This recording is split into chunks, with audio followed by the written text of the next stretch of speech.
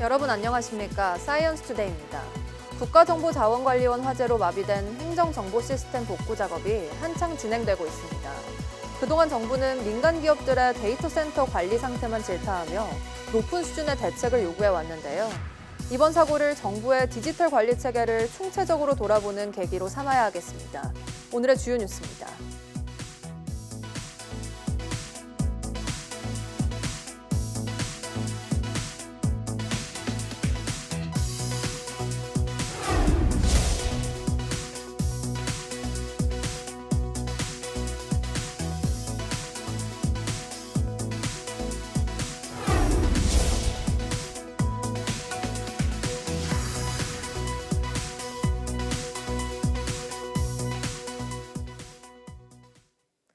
행정안전부는 국가정보자원관리원 화재로 중단된 647개 행정정보 시스템 가운데 현재까지 40여 개 서비스가 복구됐다고 밝혔습니다. 특히 국민이 많이 이용하는 정부24와 우체국 금융서비스가 다시 가동에 들어갔다고 언급했습니다. 다만 전산실에서 불에 모두 타버린 96개 시스템은 바로 재가동이 쉽지 않은 상황이라 대구센터에 민관협력형 클라우드로 이전하기로 결정했다고 덧붙였습니다. 행안부는 나머지 시스템들에 대해서도 다시 서비스가 시작될 때마다 포털 사이트 네이버 다음을 통해 공지하고 보도자료를 배포해 국민에게 안내하기로 했습니다. 국가정보자원관리원 일부 시설 화재로 멈췄던 우체국 우편 서비스가 오늘 오전부터 재개돼 추석 명절을 앞두고 일부 불편이 해소될 전망입니다. 우정사업본부는 지난 6월 이뤄진 시스템 개선 이전의 과거 설비를 재가동해 시스템을 복구해 오전 9시부터 우편 서비스를 재개한다고 밝혔습니다. 이에 따라 우체국 창구 방문을 통한 우편, 소포, 국제 우편물 접수가 가능하고 인터넷이나 모바일을 통한 다량 소포 발송, 사전 접수 등 주요 서비스를 비롯해 우편물 배달 조회도 가능하다고 설명했습니다. 하지만 착불 소포나 안심 소포, 신선식품 소포 등 일부 서비스 제공은 어렵고 시스템 안정화될 때까지는 일부 지역의 배달 지연도 예상된다고 설명했습니다. 또 과거 시스템을 재가동했기 때문에 최근 서비스를 고도화한 미국행 EMS나 우체국 쇼핑 등도 당분간 서비스 제공이 불가능하다고 밝혔습니다. 국가정보자원관리원 화재로 정부 전산망과 연계된 부동산 신고 온라인 서비스도 먹통이 됐습니다. 국토교통부는 이번 사고로 인한 신고가 지연되더라도 과태료를 물리지 않겠다고 밝혔습니다. 박소정 기자입니다. 온라인으로 부동산 거래를 신고할 수 있는 부동산 거래 관리 시스템 사이트입니다. 메뉴를 눌러보니 국가정보자원관리원 전산실 화재로 시스템 기능이 원활하지 않다는 안내문이 나옵니다. 부동산 거래와 주택 임대차 계약을 신고할 수 있는 온라인 서비스가 작동을 멈춘 겁니다. 당장 이번 주말에 계약을 체결하고 온라인으로 신고하려던 사람들이 불편을 겪었습니다. 새로 집 구하면서 월세 계약을 하게 됐는데요. 직장인이다 보니까 평일에 이제 가야 되는데 주민센터로 휴가를 낼 수밖에 없는 상황이어서 그런 게 좀 많이 불편한 것 같습니다. 국토교통부는 거래 신고를 하려면 주말이 끝난 뒤 담당 지방자치단체 기관을 방문해 신고해달라고 당부했습니다. 또 이번 사고로 신고가 지연된 거래에 대해서는 지자체와 협의해 과태료를 부과하지 않을 방침입니다. 부동산 매매나 주택 임대차 계약 신고는 계약 체결일로부터 30일 이내에 이뤄져야 하지만 천재지변이나 그와 비슷한 이유로 신고를 하지 못할 경우 신고를 게을리한 기간으로 보지 않습니다. 토지대장과 부동산 종합증명서 등 민원 서류 8종의 온라인 발급과 열람 서비스도 이틀째 먹통입니다. 해당 서류를 발급받으려면 평일 근무 시간에 실물 신분증을 지참하고 시군 구청이나 주민센터를 직접 방문해야 합니다. YTN 박소정입니다. 본격적인 전산장애 복구가 시작되긴 했지만 이번 사태는 정부 디지털 관리 체계의 허점을 그대로 드러냈다는 점에서 짚어봐야 할 지점이 많습니다. 과거 카카오 먹통 사태를 질타하며 민간 기업에 엄격한 수준의 대책을 주문했던 정부가 정작 국가 전산망은 허술하게 관리했다는 지적을 피할 수 없게 됐습니다. 송재인 기자의 보도입니다. 행정전산망 마비 사태에서 가장 먼저 의문이 제기되는 건 불이 난 전산실의 배치 구조입니다. 전산 정보가 담긴 서버들과 다닥다닥 붙어 있는 배터리들. 그 사이 거리는 60cm에 불과했습니다. 배터리 화재 시 전산 마비가 우려될 게 뻔한데도 이렇게 설계한 건 결국 안전보다 시공 용이성을 우선했기 때문일 거란 지적이 업계에서는 나옵니다. 정부도 스스로 위험성을 인지하고 배터리를 지하로 옮기던 중 불이 난 거지만 이조차 해명으로는 부족합니다. 이미 3년 전 정부는 비슷한 원인으로 발생한 카카오톡 먹통 사태를 강하게 질타하면서 민간 기업들에는 철저한 방지책을 주문했기 때문입니다. 지난 2023년 정부는 리튬이온 배터리 화재 확산 방지를 위해 데이터 센터 운영 업체들의 배터리실 안에서조차 엄격히 공간을 분리할 것을 주문했는데 정작 정부의 핵심 데이터 센터에서는 배터리와 중요 서버들까지 옹기종기 한데 모여있던 셈입니다. 당시 정부가 기업들에 촉구했던 디지털 서비스 다중화 체계 확립 역시 고스란히 정부를 향한 비판의 근거로 되돌아왔습니다. 전산 이중화가 제대로 됐다면 불이 나도 다른 곳에서 시스템을 가동해 마비 사태를 막았을 거라는 겁니다. DR 시스템이 구축돼 있지만 현재 일반적으로 작동되는 규모로 큰 시스템이 구축되어 있는 것이 아니라 필요 최소한만 규모로 되어 있는 것도 있고. 정부는 실시간 가동이 가능한 이중화 체계를 올해 막 시범 사업하는 단계였다고 설명했습니다. YTN 송진입니다. 이재명 대통령이 중앙재난안전대책본부 회의를 주재하고 국가정보자원관리원 화재 사태와 관련해 사과했습니다. 이 대통령은 예측할 수 있었던 일에 대비책이 없었다는 게 이해가 가지 않는다면서 철저한 조사를 지시했습니다. 이 대통령의 발언 들어보시죠. 이번 화재 때문에 국민들께서 큰 불편과 불안을 겪고 있습니다. 국정의 최고 책임자로서 송구하다는 말씀을 먼저 드립니다. 당연히 비용을 들여서라도 대책을 세웠어야 되는데 이 예측 가능한 일이 실제로 벌어졌고 대비책은 없었다는 것입니다. 그 대비책이 작동을 안 한 게 아니라 아예 없었다는 거예요. 그게 이해가 되지가 않습니다. 지난 2023년에도 대규모 전산망 장애 사태로 큰 피해가 발생한 바가 있습니다. 2년이 지나도록 핵심 국가 전산망 보호를 게을리해서 막심한 장애를 초래한 것은 아닌지 철저한 조사가 필요하겠습니다. 국가정보자원관리원 화재 당시 발화 지점으로 추정되는 배터리를 포함해 현장에 있던 배터리 전부가 내구 연한을 1년 넘긴 상태였던 것으로 YTN 취재 결과 확인됐습니다. 노후 배터리가 화재 원인일 가능성에 대해서 행정안전부 측은 예측하기 어렵다고 밝혔습니다. 최기성 기자입니다. 소화수조에 소방대원이 물을 뿌리고 있습니다. 안에 있는 리튬이온 배터리는 까맣게 변해 있습니다. 최초 발화 지점은 우측편 배터리 팩에서 발생을 했고요. 화재 현장에서 전소된 리튬이온 배터리 384개는 모두 내구 연한을 초과한 상태로 확인됐습니다. 내구 연한이 10년인데 2014년 8월 설치돼 이번 달 기준 1년 정도 연한을 넘긴 겁니다. 노후 배터리가 화재 원인 아니냐는 질문에 국가정보자원관리원 측은 선을 그었습니다. 소방에서 배터리 불량 문제인지 등이 나와야 할 부분이라면서 원인과 관련된 것을 예측하는 것은 어려울 것 같다고 답했습니다.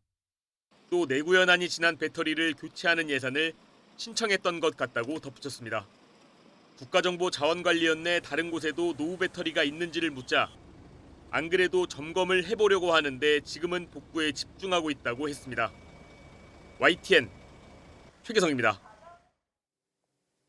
KT 무단 소액 결제 사태의 여파가 커지는 가운데 과학기술정보통신부가 KT에 대한 제대로 된 사고조사와 규제 방안을 마련할 수 있겠느냐는 의문이 제기되고 있습니다.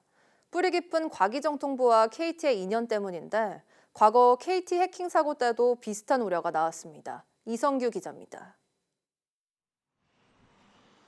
이번 KT 사고 조사를 둘러싼 우려의 핵심은 과기정통부 출신 공무원들이 대거 KT에 포진하면서 KT 사태를 제대로 조사할 수 있느냐는 겁니다. KT 해킹 청문회에서 언급된 과기정통부 출신 KT 임원만 3명이며 최양희 전 미래창조과학부 장관은 사회이사를 맡고 있습니다. 이렇게 많이 가는 이유가 있나요? KT로 이 가기부 출신들이? 이거 짬짬이 한다는 소리 들을 수 있는 개연성 있지 않을까요? 네, 전직 공무원들 이해충돌 있다고 생각하지 않습니까? 네, 이해충돌 문제는 있어서는 안 된다고 생각합니다. 과기정통부와 KT의 인연은 꽤 깊습니다. 한국전기통신공사에서 지난 2002년 KT로 민영화된 뒤에도 이석채 전 정보통신부 장관은 KT 대표이사를, 김용수 전 과기정통부 2차관은 KT 자회사인 KT 스카이라이프 사회이사를 지냈습니다. 또 최근 해킹 사태 이후 KT가 법률자문으로 선임한 법무법인 세종에는 전 2차관, 전 기조실장 등 고위 공무원들이 영입돼 있습니다. 왜 KT가 세종을 법률 자문으로 했겠습니까? 정관의 힘을 빌리겠다는 거 아니겠습니까? 그게 아니면 과기부가 KT에 왜 이렇게 박절하지 못한 겁니까? 이 정관들이 암약하고 있는지 진상 조사라도 해야 할 판 아닙니까? 엄정하게 하겠습니다, 의원님. KT 해킹 사고는 과거에도 반복적으로 발생했습니다. 지난 2012년 870만 명, 2014년 1200만 명의 개인정보가 해킹으로 유출됐습니다. 하지만 당시에도 늑장 대응, 솜방망이 및 처벌 등의 논란이 있었으며 개인정보 유출에 따른 보상 등은 이루어지지 않았습니다. YTN 사이언스 이성규입니다. 우정사업본부가 과학기술정보통신부 산하기관 가운데 사이버 공격의 최대 표적인 것으로 나타났습니다. 국민의힘 김장겸 의원실이 과학기술정보통신부로부터 제출받은 자료를 보면 2020년부터 올해 8월 말까지 우정사업본부와 산하기관에서 탐지된 사이버 침해 시도는 52,656건에 달했습니다. 이는 과기정통부를 포함한 전체 64개 소속 산하기관 침해 시도의 93.9%에 해당합니다. 기관별로는 주무기관인 우정사업본부가 34,757건으로 가장 많았고 우체국 시설관리단 8,078건, 우체국 물류지원단 5,408건 등이었습니다. 침해 유형별로는 자료 훼손, 유출이 42,000여 건으로 가장 많았으며 단순 침입 시도도 만여 건에 달했습니다.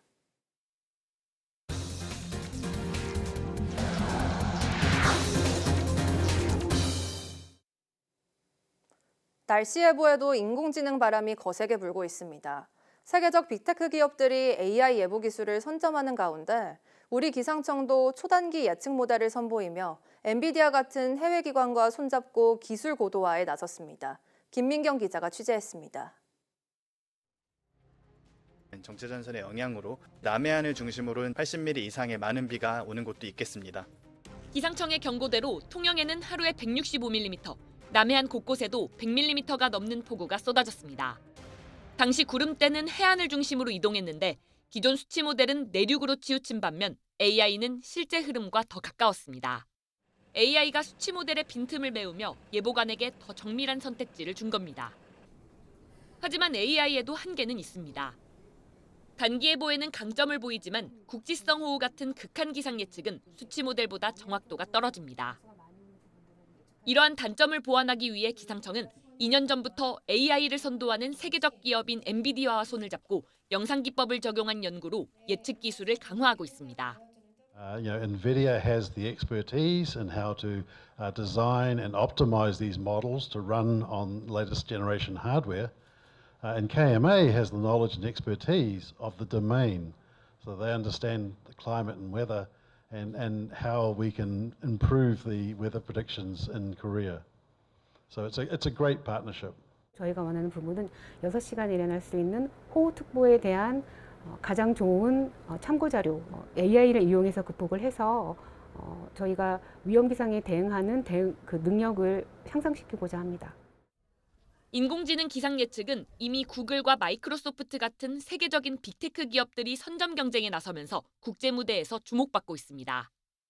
We know globally that the top search query on Google is about the weather. So the first thing we decided to do was provide everyone with better precipitation nowcasting. 세계 기상기구 WMO도 AI의 중요성을 강조하며 특히 한국의 예보 기술에 기대를 보였습니다. 국가기관이 직접 모델을 개발하고 운영하는 나라는 우리나라가 사실상 유일하기 때문입니다. I guess Korea has a kind of enough, some enough resources to promote the technical development by themselves. 기후위기가 커질수록 날씨 예보도 더욱 어려워지고 있습니다. 인공지능이 기존 예보의 한계를 넘어 요동치는 변화를 읽어내는 새로운 해답이 될 수 있을지 세계가 주목하고 있습니다. YTN 김민경입니다. 정식 출항 이후 선박 고장 등이 잇따랐던 서울 한강버스가 오늘부터 약 한 달 동안 무승객 시범 운항으로 전환됩니다. 서울시는 오늘부터 약 한 달 동안 한강버스 승객 탑승을 일시 중단하고 성능 고도화와 안정화를 위한 무승객 시범 운항으로 전환한다고 밝혔습니다. 이는 한강버스가 지난 18일 정식 운항을 시작한 지 11일 만입니다. 시는 운항 초기 최적화 과정에서 나타날 수 있는 기술적, 전기적 미세 결함 등 오류가 발생해 즉시 정상화 조치를 취했지만 장기적으로 승객 안전을 최우선으로 좀 더 안전하고 안정적인 운항을 위해 시범 운항 기간을 갖기로 했다고 설명했습니다. 카카오톡이 대대적인 서비스 개편 이후 이어진 이용자 혹평에 이번 주 초 개선 방향을 발표하기로 했습니다. 앞서 사용자 경험 조사 업체인 PXD가 업데이트 이후 카카오톡 앱 평가를 분석한 결과 전체 42%가 전반적으로 만족하지 않는다는 반응을 내놓은 것으로 전해졌습니다. 이 가운데 사용자 환경과 디자인 불만이 19%, 친구 목록과 프로필 불만이 10%를 차지해 특히 반발이 거셌습니다. 이에 따라 카카오는 친구 탭에 격자형으로 사진 등이 노출되는 업데이트가 피로감을 준다는 의견을 반영해 상태 메시지나 생일 알림 크기를 조정할 방침입니다. 또 이번 주 공지를 통해 친구 탭의 격자형 사진 화면에 대한 구체적인 개선 방향도 내놓을 예정이라며 이용자 반응을 듣고 개선 방안을 적극적으로 논의 중이라고 설명했습니다. 제주 용천동굴은 용암동굴과 석회동굴의 특징을 동시에 지녀 지질학적 가치가 매우 높게 평가됩니다. 국가유산 방문회의를 기념해 용천동굴 하류 구간이 20년 만에 언론에 재공개됐습니다. 고재영 기자입니다. 깜깜한 동굴 속에서 작은 불빛에 의지해 사람들이 걸어갑니다. 동굴 내부는 1만 년 전 용암이 흘러내린 그대로 멈춰 있습니다. 중력에 의해 떨어져 굳은 용암 종유와 용암 석순이 눈길을 사로잡습니다. 1km를 더 들어가자 연한 노란색의 종유석들이 고드름처럼 매달려 있습니다. 유네스코 실사단이 극찬한 용암동굴과 석회동굴이 어우러진 용천동굴의 신비하고 아름다운 모습입니다. 여기에 3km가 넘는 대형 용암동굴이면서도 원형이 잘 보존돼 세계적으로 높은 가치를 인정받았습니다. 대규모로 그리고 동굴 그 훼손이 안 된 원형이 잘 보존된 동굴이 용천동굴이랑 당첨부 동굴밖에 없습니다. 그래서 이 동굴이 세계유산 등재되는데 결정적인 역할을 했던 이유이기도 합니다. 용천동굴이 용암동굴과 석회동굴의 특징을 함께 지니게 된 건 동굴 위 거대한 김영사구 모래에서 녹아든 조개껍질 성분 덕분입니다. 또 용천동굴은 내부에서 다양한 유물들이 발견돼 역사적 가치 또한 크다는 평가를 받습니다.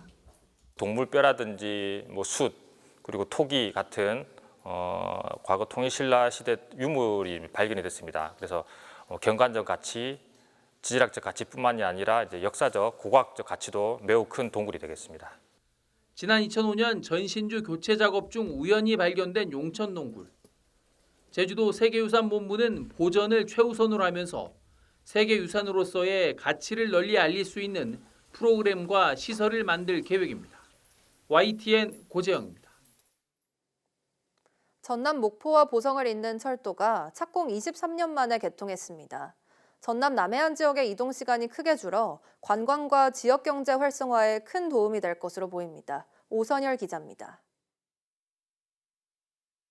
남해안 중심도시 보성에 새로 들어선 신보성역입니다. 목포와 보성을 잇는 82.5km 구간에 단선 전철이 개통하면서 탑승객 행렬이 이어집니다.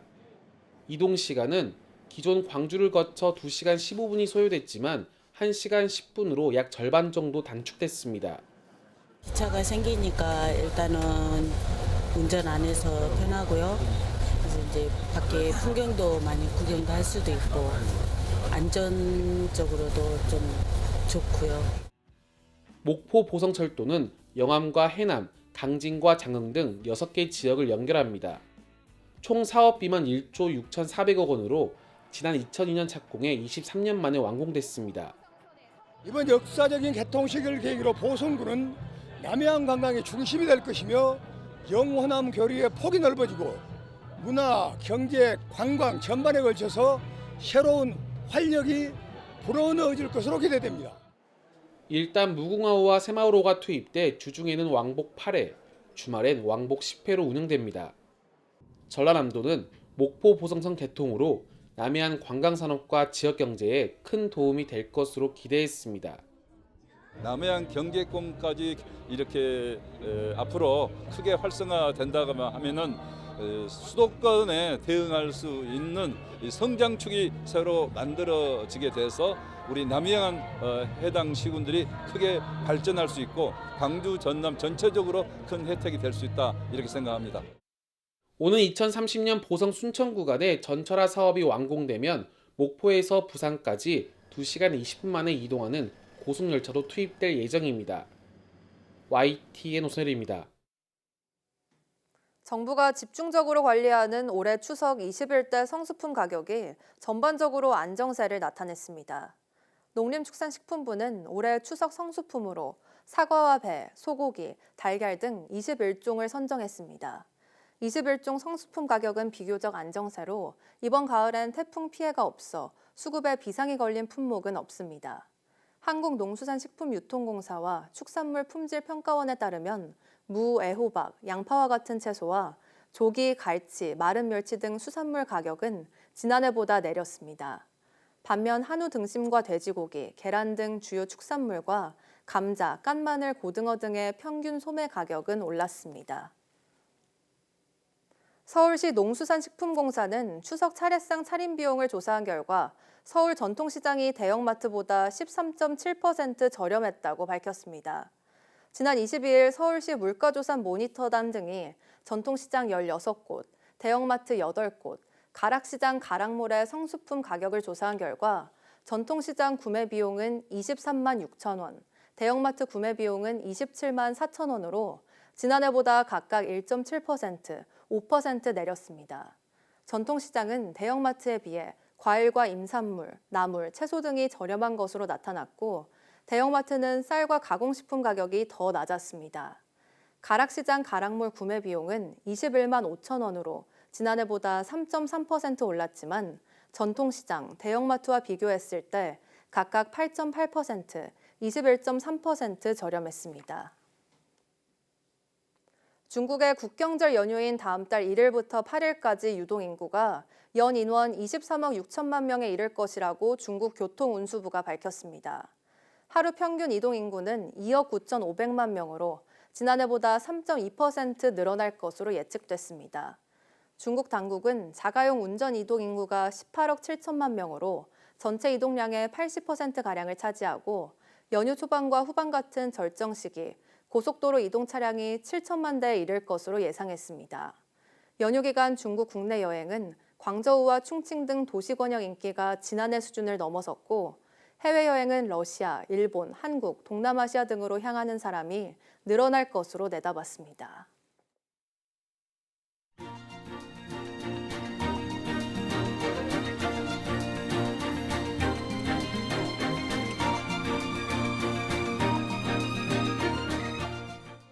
(9월 29일) 오전 사이언스 투데이 마칩니다. 오후 뉴스도 많은 시청 바랍니다. 시청해주신 여러분 고맙습니다.